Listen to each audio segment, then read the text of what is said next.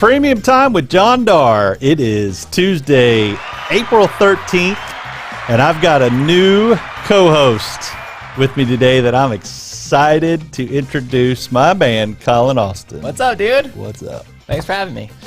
Thanks so much for being here. My man, Charlie, is at the doctor's office, so hopefully he survives whatever it is he's dealing with. Hey, don't you guys do this like every week at the same time? Usually. It's around 3 o'clock. You would think that Charlie would be able to like work around that time. Well, yes. He actually had an appointment that was 10 o'clock this morning, but he texted me and he's like, have you ever been to the doctor? It takes a little while. So he's like, yeah, I'll make it, no problem. I said, no, you won't. Let me call Colin. Hey. I've been wanting to do this with Colin anyway. Yeah, I'm here. Well, I love Charlie. Charlie, I miss you, man. Charlie, we don't miss you at all, frankly. I'm going to be real honest and upfront. We don't miss you at all. We're glad you're not here. And I want to tell everybody that today, we start out the show with the National Day, which today is National Scrabble Day. Okay, I'm terrible at Scrabble. I'm terrible at Scrabble too. I'm good speller, but I don't know, Scrabble. I was good with Words with Friends. Did you ever play that game on your phone? It was kind of like Scrabble. But I played Words with Friends on my phone, and I used to dominate, and then got bored of it. Yeah, I think it was popular for a little while. It's National Thomas Jefferson Day. There you go, baby. Thomas Jefferson, you said, wrote the Independence or the Declaration. He drafted the Declaration of Independence at 33. Yeah, that's impressive. Impressive stuff. He's an important guy. National Make Lunch Count Day. Yeah, do you eat lunch? Look at me. Duh. I rarely eat lunch. Well, I'm a pro at eating lunch. I had some leftovers today, so that was my day today. So hopefully you made lunch count more than I did, because my day was not making lunch count. And if you need lunch, then go to our boy at Kyle over at Leonardo's Pizza. Look, I'm wearing the shirt. Cohen, yeah, Leonardo's, baby. He gave me the shirt. Love it. He loves you more than me. He's a sponsor of our show too. I love Kyle. He's awesome. Business is picking up for him. I know pandemic just hammered him. He was killing it before the pandemic, and then it just went and then but he does so much great stuff for the community. He does, man. He's awesome. He blows me away with all the stuff that he does. Even though, the restaurants in general have really been hammered with all the things going on in the pandemic, he was still donating, money and food and pizza. And it's just amazing to me the things that those in the community that give back can do. And so get out there and try to support those folks, because it's really important. Absolutely. To support them. But most important, today is National Peach Cobbler Day. I'm glad. It's National Peach Cobbler Day. And today I brought a homemade peach cobbler. Get out. Yep. Homemade peach cobbler. So we're going to make a bowl of peach cobbler on this podcast and eat while we do this. So I'm going to tell you a little secret about this peach cobbler.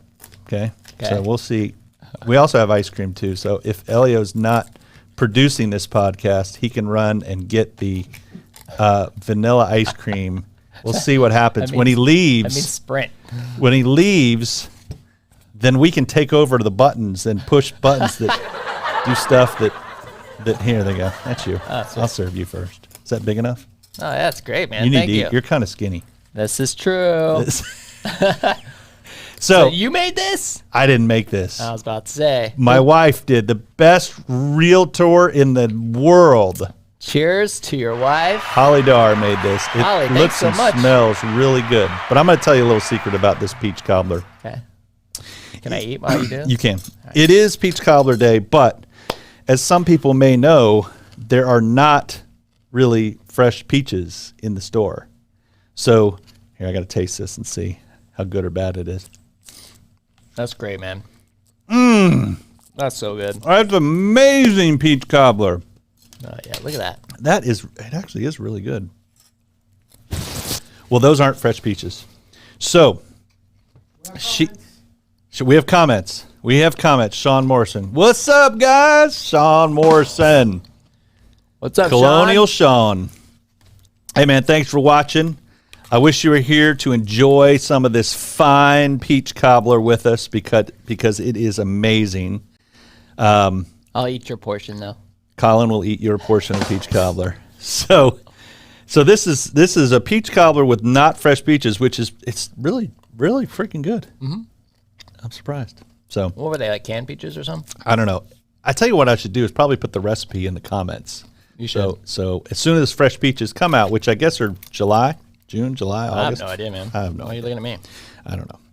But fresh peaches are going to be great in the next peach cobbler. So, all right, it's time for the positive quote of the day. Here it is.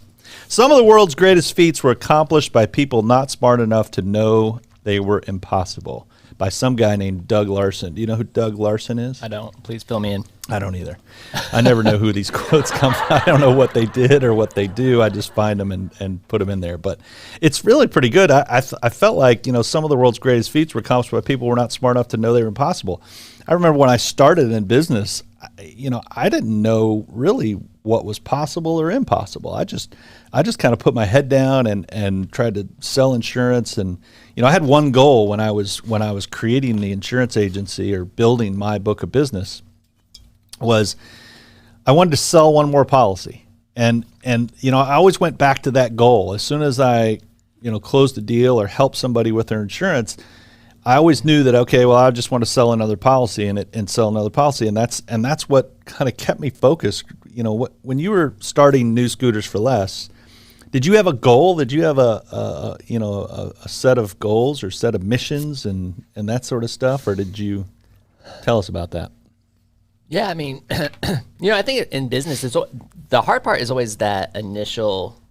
It's kind of like those first couple of years where you don't have a lot of history to kind of look back on and be like, okay, we're kind of growing at this rate. So what can we ideally, plan for or set a goal for next year? I always thought that was kind of challenging, but no, very much the same thing. We always kind of did it by unit numbers, like how many scooters, right? Mm-hmm. One more scooter, mm-hmm. One more policy, one more scooter. Exactly. So it's very, very similar. Mm-hmm. Now, I remember when you first started, you had the, call it the 12 core values. Yeah. Did that help you in the beginning?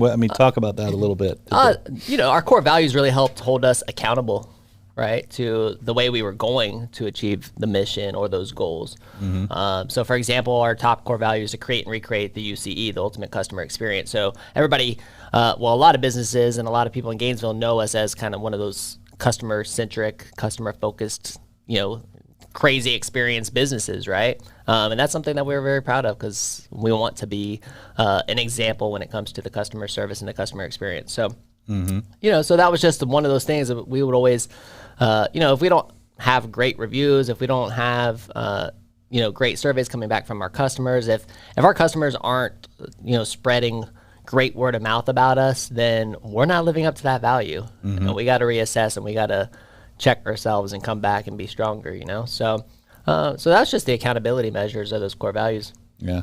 I've always loved that. I remember when you first came out, when you had the scooter shop and you're growing, making it grow and that sort of thing. I always envied that, those core values because I think it probably helped your team understand what to do when you weren't around or, when you weren't there to answer questions or give them direction or whatever, it probably helped them.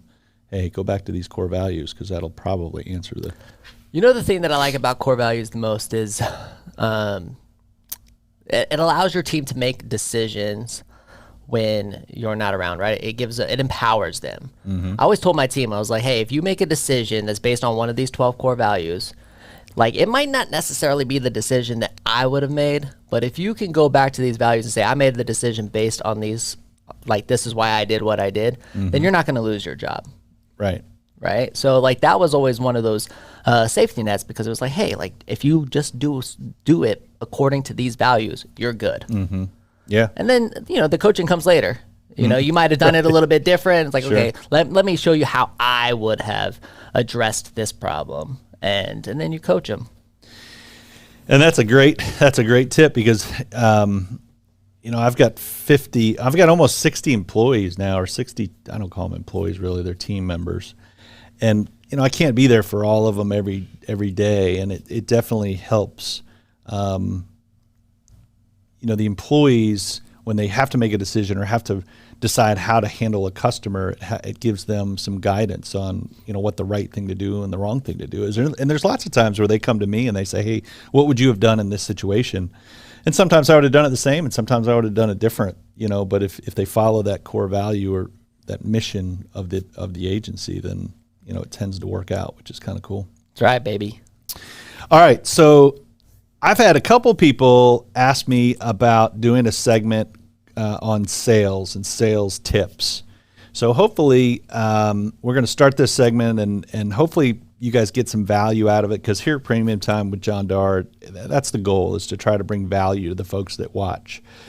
So here's our first sales tip is dump wishy-washy prospects.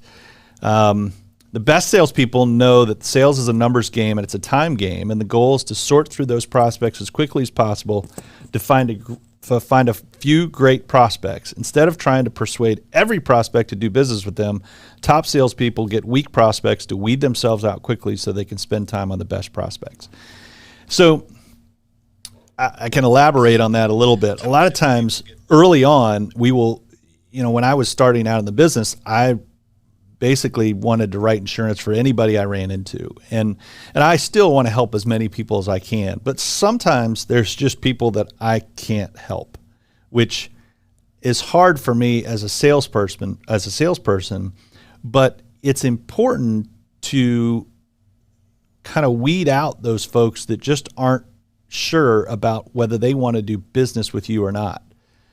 Sometimes we get prospects that call us and, they'll say, well, I don't want to give you some information, they don't want to give us information that we sort of have to actually put together something for them. And when that happens, we as insurance people, I basically say, look, you have to be able to trust me. If you don't trust me, then we really can't do business together. And that's, I think, a sales tip. The first sales tip is figuring out which prospects are good prospects and focus on those prospects. I'm sure people came by the scooter shop and were like, yeah, I don't know if I want to buy a scooter, and I'm just looking around and that sort of thing. And they end up wasting a lot of your time if they're not really committed to buying a scooter. Did that happen very much, or am I? I think what I always learned was that, if you always did what was best for the customer, no matter what, it always came back around. Mm-hmm. You know what I mean? So if a customer comes into the showroom to buy a scooter and they're looking for something that we actually couldn't even help them with, or we couldn't assess their needs, like by helping them get to the right dealership to fulfill that need, actually paid off dividends later, because they remembered that and they would send their friends back and say, hey, like, we ended up not buying a scooter from this place, but I remember when we were looking, like, the experience was really great. And they treated us with respect, and they were really invested into making sure that we had the right scooter for us. And so I feel like that is what really kind of, brought it around, if that makes sense. And I'm sure a lot of times when you in your busy season, August, when people are just lined up out the door to buy scooters, it was just like, hey, let's go. Either buy it or don't, but get out of the way. Or how do you handle that? I mean, that's not easy. It's so tough, because some people do walk into the showroom and they go, I want that one.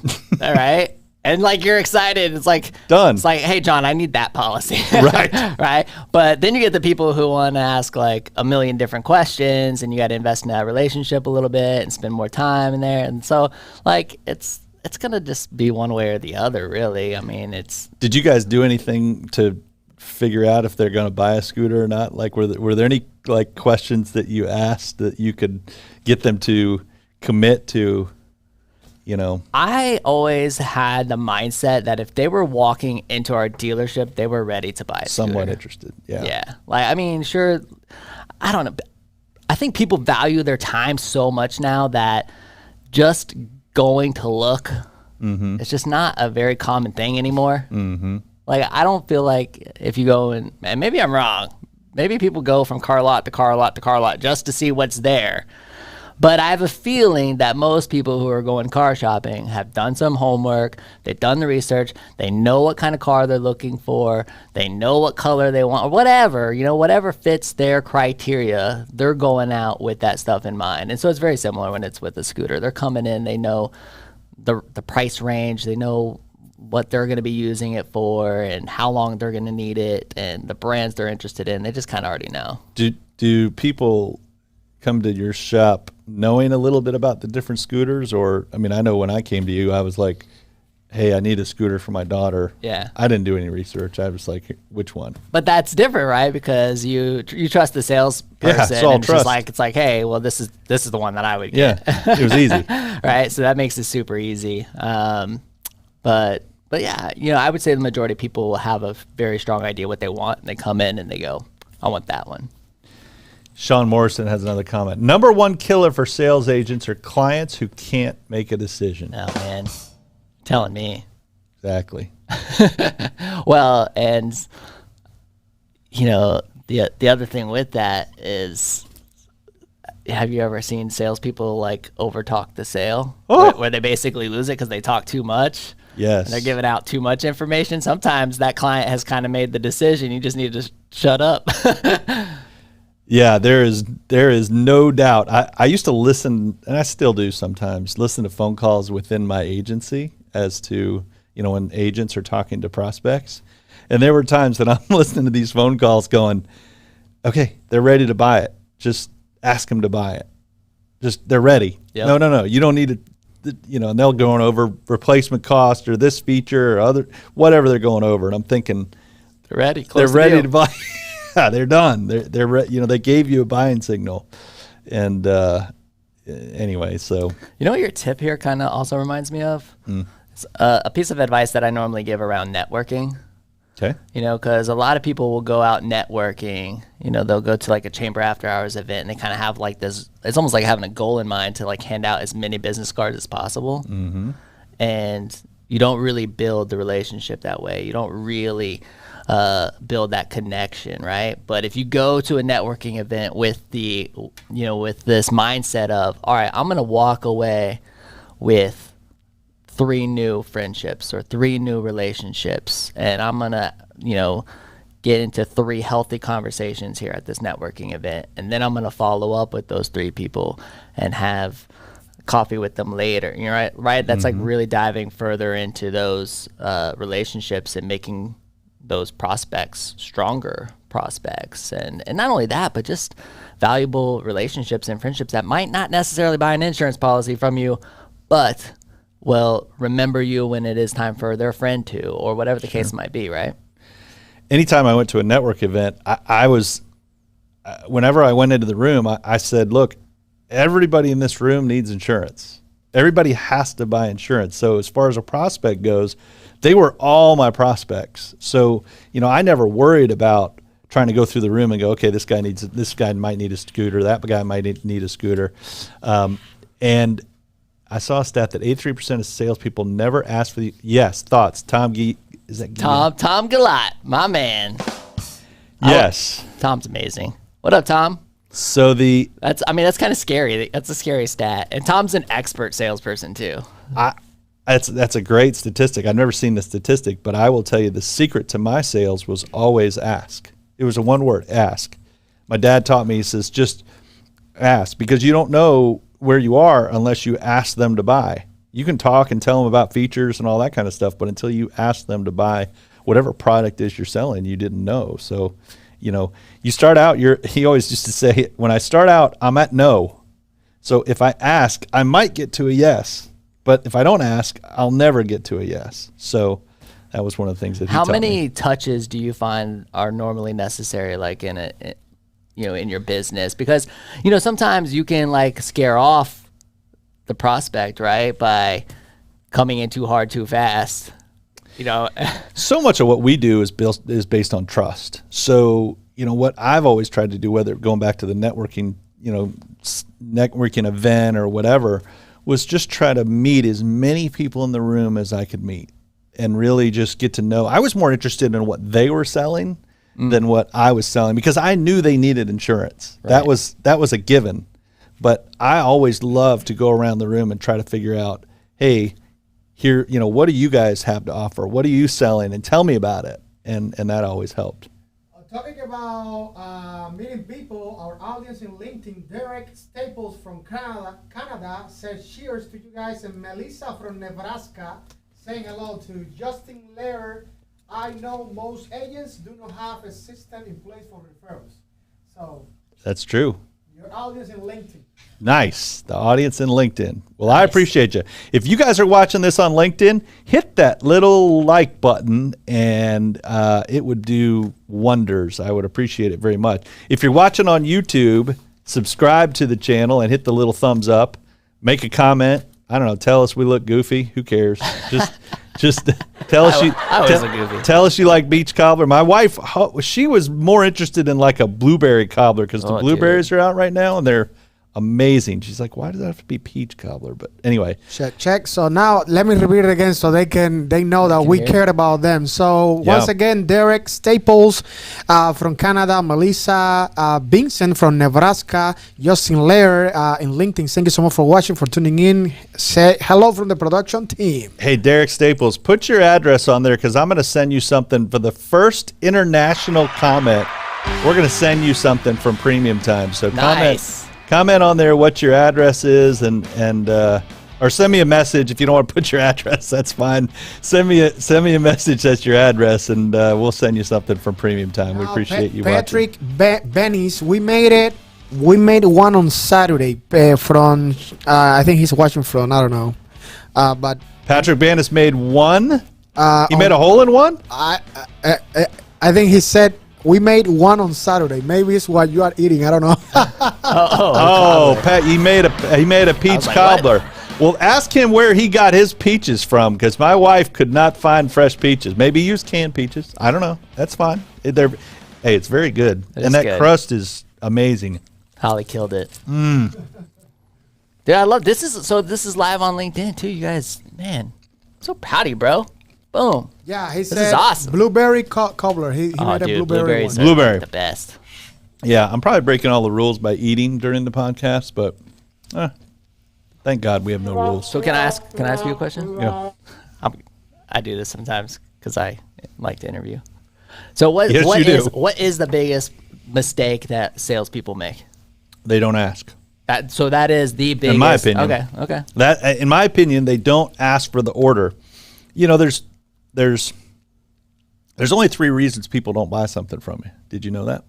3 reasons. 3 reasons. They don't like you? Nope, that's not one of them. That's a 4th reason then. Maybe there's 4.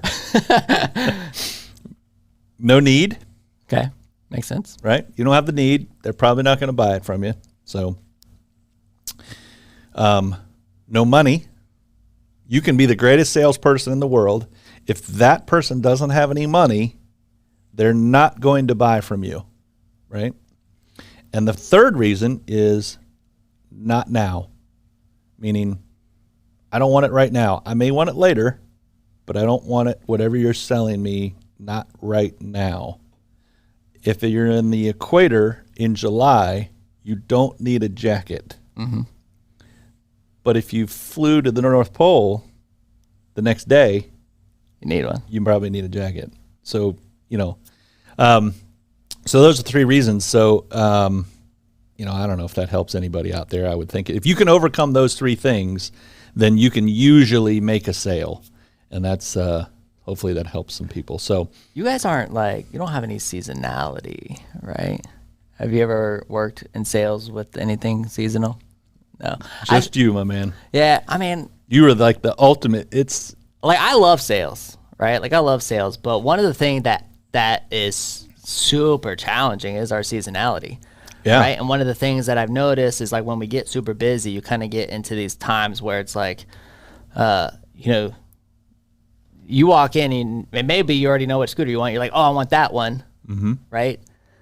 And so, but because you're so busy and there's so many other customers in the showroom, there's so many different things. It's you kind of want to hurry that transaction along, help them get taken care of, mm-hmm.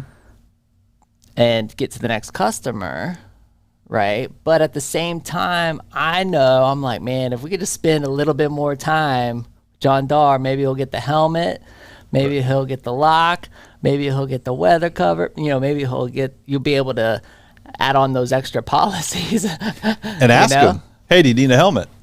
Do you need a lock? Right. No, for sure.